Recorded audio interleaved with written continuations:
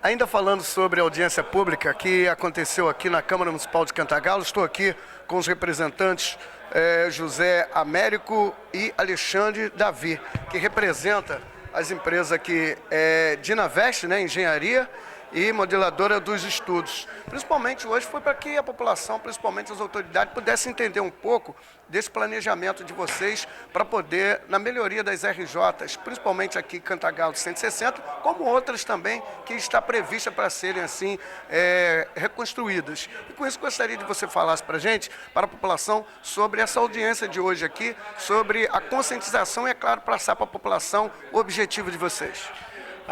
O governo do estado optou por um modelo de concessão das rodovias em função da situação financeira, não só do estado do Rio de Janeiro, como de todo o país, e buscando promover o desenvolvimento da região. Dessa forma, a empresa Dynatest ela foi escolhida para fazer os estudos da modelagem da concessão e, após feitos os estudos iniciais, a gente está apresentando para a população, através das audiências públicas, para a gente exatamente ouvir quais são os pleitos dessa população em relação ao projeto de concessão. Você mostrou ali que principalmente a tecnologia hoje vem avançando cada vez mais. As possibilidades de novos veículos e a situação de como consertar estradas, como mantê-las, melhor dizendo, para que a região possa estar mais tranquila e segura. Sim, a questão da segurança é fundamental e através de novas tecnologias, não só nos levantamentos, mas também nas intervenções, a gente consegue ter melhores resultados, mais baratos e sempre em benefício da população. Bem, agora conversar aqui com o outro companheiro aqui, que é o Alexandre. Alexandre, nas suas palavras também, você disse todo o cuidado e toda a possibilidade que a gente viu de alguns trechos que às vezes vem se apriorando cada vez mais. São buracos, bueiros, encostas, e isso eu acredito que há uma possibilidade principalmente de ver e analisar com carinho para que possa ser mantida cada vez mais as estradas. Uma grande preocupação do projeto foi dar uma atenção para a operação da rodovia, que é uma questão hoje muito delicada. A operação da rodovia significa trazer a manutenção para preservar os investimentos que são feitos, tanto pelo concessionária no início da operação da rodovia, quanto ao longo do prazo. Por operação, não só você oferece guincho, socorro, médico, monitoramento de tráfego, se um carro tiver algum problema você tem alguém para socorrer, mas também a preservação do asfalto, preservação da encosta, a criação de canais de drenagem, tudo isso colaborando para não só trazer a segurança, mas maior trafegabilidade para o usuário e para todos os munícipes e aquele usuário que vem aqui a turismo ou também a negócios. Nós falamos sobre a RJ basicamente da 160, mas há outras que no estado do Rio estão sendo feitas. Este lote que foi estudado compreende 3 rodovias. A 160 que foi mais abordada aqui por conta da região. A cidade de Cantagalo compareceu em peso para colaborar com os estudos, e acho que o que é fundamental é compreender que isso é uma proposta que está sendo feita, né? E a proposta às vezes é feita por uma prancheta, é feita longe da cidade, e quando a gente traz isso para a população local, a gente pode colher dela a situação real, a sensibilidade do dia a dia, e aí sim a gente encontra a solução ideal, que é de trazer investimento para reduzir o custo de todos os munícipes e dos usuários da rodovia, ainda que seja com a implementação de um pedágio. A redução na economia de combustível, na economia de tempo, na economia de vidas. Aqui é um quadro muito breve do Rio de Janeiro. Ô André, qual é a malha do Rio total? Total está uns 2.000 quilômetros. 2.000 quilômetros de estrada. Tá. Das quais, de estradas RJ. Tá. Federal são 1.700.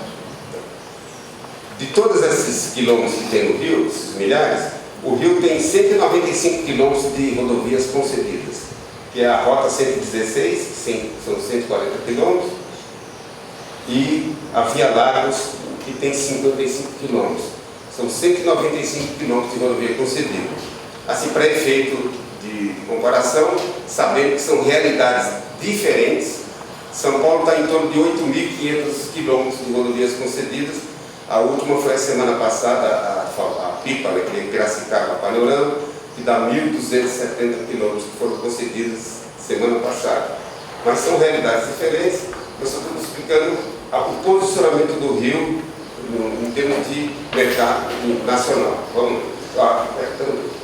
Então, esse primeiro lote, que contempla 122, 158, 160, 186 e essa 244, que é específica para o Porto, que liga Campos ao Porto de Iguaçu, se a gente concluir esse processo, a gente vai acrescentar mais praticamente 240 quilômetros à malha concedida.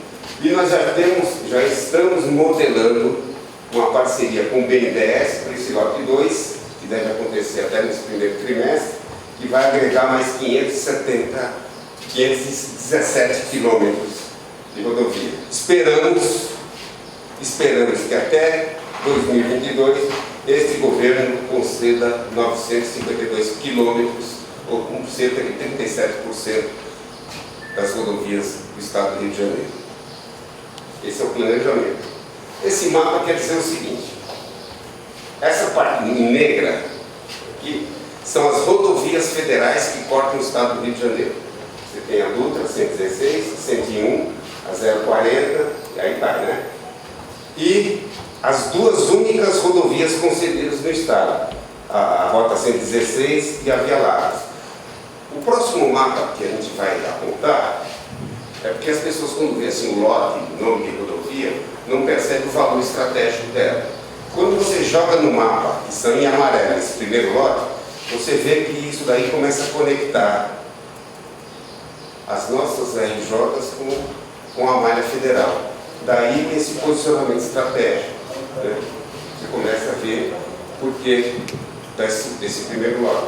Quando você joga o segundo lote, que é o vermelho, aí você percebe que nós estamos simplesmente integrando essas rodovias, as RJs, à malha federal, para ganhar, do seu ponto de vista de logística de carga, que foi aquele estudo que foi realizado com o Banco Mundial.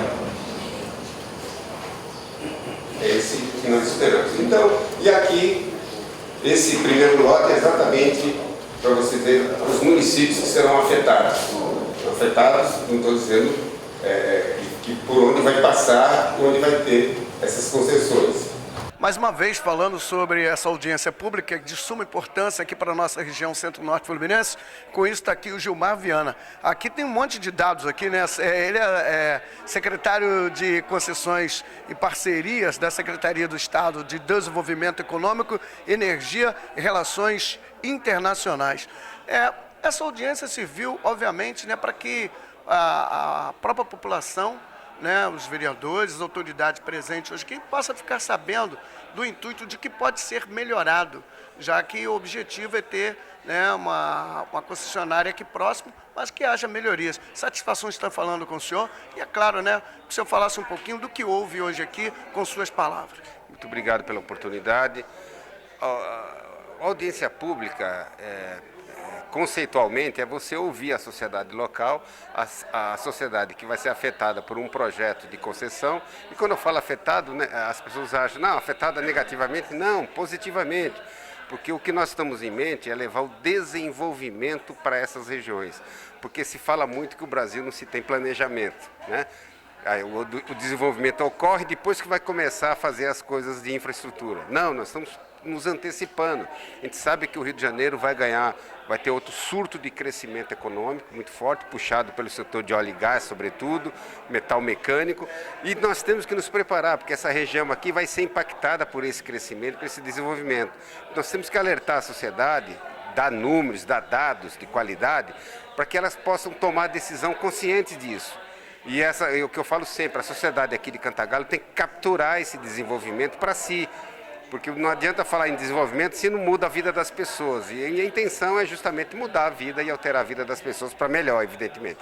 Verdade. A gente viu que algumas perguntas foram feitas, porque existe a RJ 170, que compete, né, o Estado. E a RJ 160, obviamente, onde seria aí a cobrança do pedágio, né, da taxa do pedágio, e o melhoramento dessa RJ 160. O que o senhor viu, o que pode ser feito, como de fato ouviram para levar, para melhorar também a RJ 170?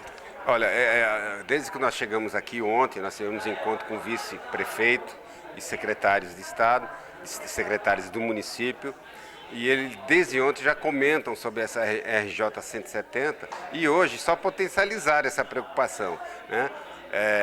De fato, não estava no nosso programa, não estava nesse lote de rodovias que serão concedidas, mesmo porque ela ainda é de terra batida, mas que tem uma importância muito grande para os produtores rurais, sobretudo os pequenos produtores. Quer dizer, isso por si só já deve ser fonte de preocupação do governo do estado. Deve ser, sobretudo quando ocorre chuvas como agora, o verão está entrando pesado as chuvas, e você precisa lá, duas coisas que sensibilizam muito esse governo: os produtores rurais e as crianças que têm que se locomoverem para estudar, com o transporte escolar, essas coisas. São coisas que estão sendo relevadas agora, nós estamos pegando essas informações, estamos jogando no nosso estudo, o que é possível fazer com isso, e eu acredito que vai ter um bom desenlace essa preocupação, porque foi assim, praticamente a RJ 170 foi falado por mais de 70% dos presentes aqui na audiência pública. Exatamente, só para a RJ 170, ela liga ali, é lógico que o senhor, obviamente, São Sebastião do Paraíba, Almerecá, Vilas, que compete, né, BNH, que compete a Campo Alegre, então realmente você viu que é uma cobrança e com certeza o objetivo deles é que melhore também. Eu acho que isso é importante, isso mostra o vigor da sociedade civil. Sabe, eu acho que nós do Estado estamos saindo lá do Palácio Guanabara, estamos vindo para cá para ouvir isso mesmo. Eu acho não, eu tenho certeza que as pessoas que não querem ouvir é melhor ficar em casa, mas é importante ver inclusive as críticas, ver as sugestões e levar isso em conta. Eu tenho certeza que essa RJ 170 não vai passar mais despercebido lá no planejamento nosso, com certeza. Ok, leva o nosso abraço, satisfação, e agora tem uma outra etapa, né, para vocês para terem essa audiência em outra localidade. Eu costumo dizer que nada é feito goela abaixo, né? Isso aí é um governo que vai ouvir a sociedade, vai recolher essas informações, essas sugestões, e a partir disso vai construir um plano melhor.